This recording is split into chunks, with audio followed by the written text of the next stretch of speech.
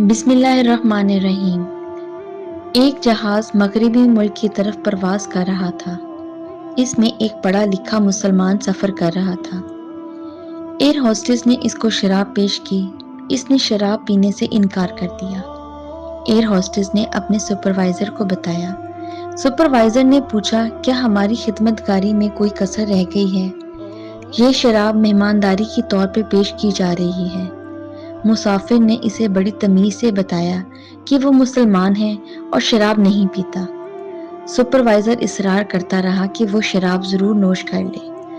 Supervisor کے مسلسل اصرار پر مسافر نے کہا، ایسا کرو کہ یہ جام پہلے پائلٹ کو دو۔